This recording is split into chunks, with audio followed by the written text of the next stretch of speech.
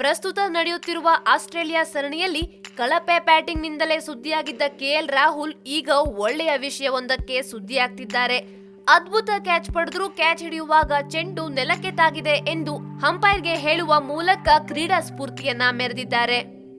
Sydney ಪಂದ್ಯದ 3ನೇ ದಿನದಾಟದಲ್ಲಿ Ravindra Jadeja ಬೌಲಿಂಗ್ಗೆ batting ಮಾಡುತ್ತಿದ್ದ ಆಸೀಸ್ ಆರಂಭಿಕ ಆಟಗಾರ ಮಾರ್ಕಸ್ ಹ್ಯಾರಿಸ್ ಹೊಡೆದ ಚೆಂಡನ್ನ ರಾಹುಲ್ ಡೈವ್ ಹೊಡೆದು ಆಕರ್ಷಕ ರೀತಿಯಲ್ಲಿ ಹಿಡಿದಿದ್ರು. ಈ ವೇಳೆ ಬೌಲರ್ ಜಡೇಜಾ ಸೇರಿದಂತೆ ಭಾರತೀಯ ಆಟಗಾರರು ಮೊದಲ ವಿಕೆಟ್ ಪಡೆದ ಖುಷಿಯಲ್ಲಿ ಸಂಭ್ರಮಿಸಿದ್ರು. ಆದ್ರೆ ತಕ್ಷಣ ಕೆಎಲ್ ರಾಹುಲ್ ಚೆಂಡು ನೆಲಕ್ಕೆ ತಾಗಿದೆ, ಔಟ್ ಇಲ್ಲ ಎಂದು ಸನ್ನೆ ಮಾಡಿದ್ರು. ಕನ್ನಡಿಗನ ಕ್ರೀಡಾ ಸ್ಫೂರ್ತಿಗೆ ಅಂಪೈರ್ ಇಯಾನ್ ಗೂಲ್ಡ್ ಮೆಚ್ಚುಗೆ ಸೂಚಿಸಿದ್ದಾರೆ.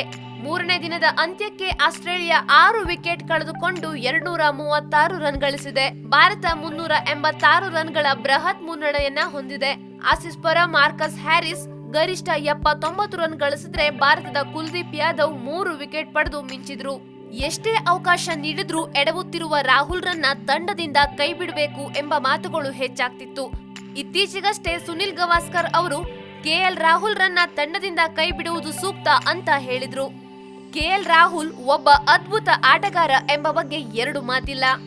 ಅದರ ಜೊತೆಯಲ್ಲಿ ರಾಹುಲ್ ಉತ್ತಮ ಮ್ಯಾಚ್ ಫಿನಿಶರ್ ಕೂಡ ಹೌದು. ಅದು ಎಷ್ಟೋ ಬಾರಿ ಒಬ್ರೇ ನಿಂತು ಐಪಿಎಲ್ ಸೇರಿದಂತೆ ಅಂತಾರಾಷ್ಟ್ರೀಯ ಪಂದ್ಯಗಳನ್ನ ಗೆಲ್ಲಿಸಿಕೊಟ್ಟಿದ್ರು. ಒಮ್ಮೆ ಕ್ರೀಸ್ ಹಚ್ಚಿ ನಿಂತರೆ ರಾಹುಲ್ ಅವರನ್ನ ಔಟ್ ಮಾಡುವುದು ತುಂಬಾನೇ ಕಷ್ಟ. ಸದ್ಯ ರಾಹುಲ್ ಕಳಪೆ ಫಾರ್ಮ್ ನಲ್ಲಿ ಇದ್ರೂ ಕೂಡ ಈಗ ತಮ್ಮ ನಿಷ್ಠೆಯಿಂದ ಸುದ್ದಿಯಾಗಿದ್ದಾರೆ.